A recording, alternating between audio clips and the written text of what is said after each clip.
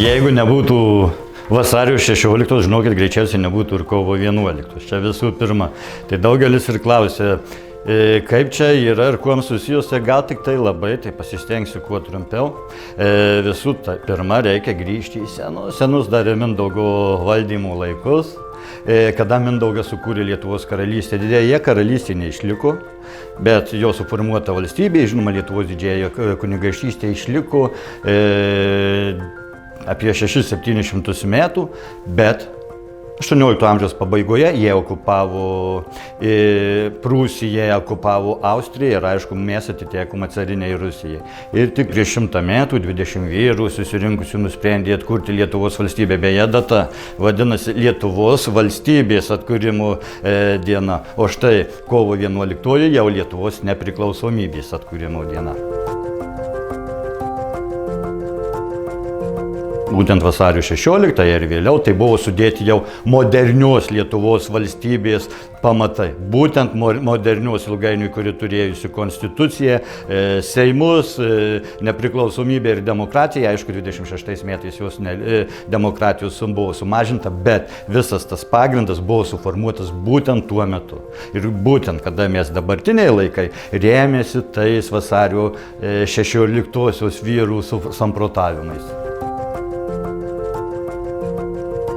Norisi kažkaip paminėti visų pirma tą datą, kad žmonėms įamžinti ir visada galvojam, aišku, gali būti paskaitos, bet dabar pasirinkom kitą formatą, kadangi noris pritraukti ne tik vyresnio amžiaus žmonės, bet ir vaikus, ir jaunimą, ir šeimas. Dėl to nusprendėm, kad geriausia per edukacinės dirbtuvėlės. Edukacinės dirbtuvėlės vadinasi Švęskime Lietuvos valstybės atkūrimo dieną kartu, kurios metu visi galės pasipuošti tekstilinius maišelius simboliais, na ir gražiausiais sveikinimais Lietuvai.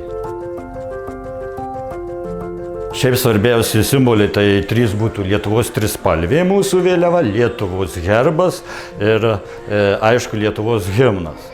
Bet yra daugiau tokių mažiau žinomų simbolių, kuriuos naudojame, bet apie kuriuos nusimažom. Pavyzdžiui, vienas seniausių tai Gediminaičių stulpai, kuris, kada prasidėjo sąjūdžio atgimimas, tapo sąjūdžio simboliu, jis naudojamas, bet jau daugelis nebežino kartos atstovų, arba dar yra dvigubas kryžius, kuris pavaizduotas ant mūsų Vyties herbo.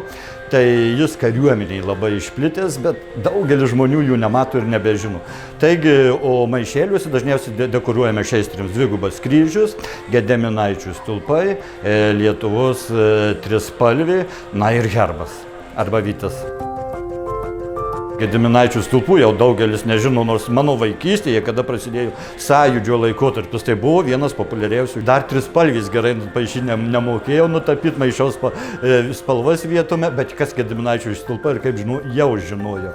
Tai, na ir dėl būtent dvigubo kryžiaus tas pats yra, tai mes nusprendėm juos priminti žmonėm, juo labiau, kad tarpukariu jie buvo smarkiai papliti.